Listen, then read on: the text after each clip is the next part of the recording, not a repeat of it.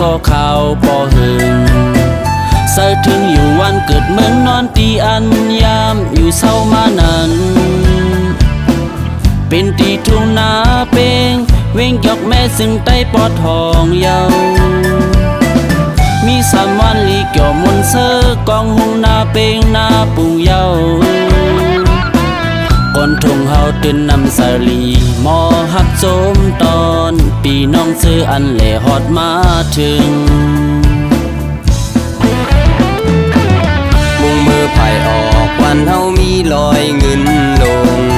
น้ำทุกตาถวยมองไหลลงมามีตรงหน้าขับใหญ่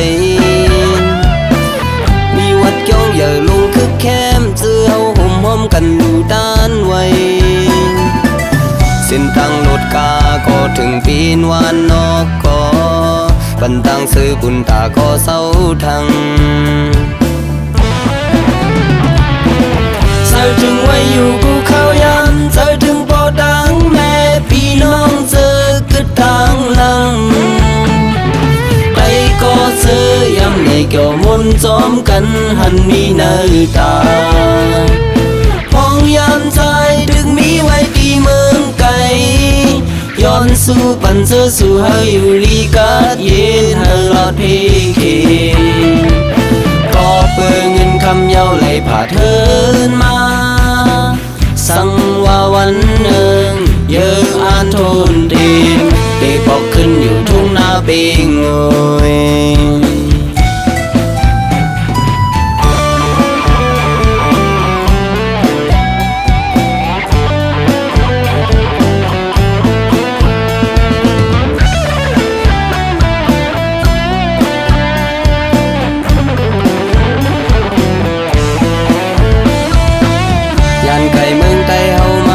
ข่าวพอหึง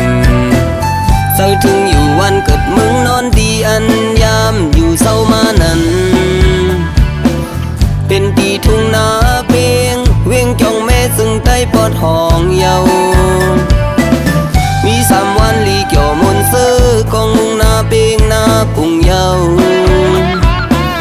กวนทุ่งเอาตื่นนำใจลีหมอฮับสมตอนปีน้องเสื้ออันเล่ฮอดมาถึงมุงมือไผ่ออกว่าเฮามีลอยเงินลงน้ำตกตาถอยมองไหลลองลงมามีตรงหน้าขับใหญ่มีวัดจ้องเหย่อลงคึกแคมเสื้อเฮาห่มห้อมกันลูต้านไว้เส้นตังรถกาก็ถึงเป็นวันนอกก็ปันตังเสือปุ่นตาก็เศร้าทัง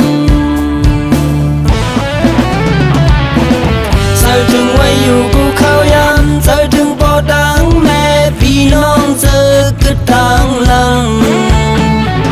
ไปก็เสือยำในเกี่ยวมนจอมกันหันมีหน้าตาห้องยามใจดึกมีไว้ที่เมืองไกลย้อนสู่ปันเสือสู่เฮาอยู่ลีกาดเย็นเฮาลอดเพเคก็เปิดเงินคำเย้าไหลผ่าเทิ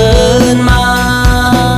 สั่งว่าวันหนึ่งเยอะอ่านทนเต็มเด็กบอกขึ้นอยู่ทุ่งนาเปงเอ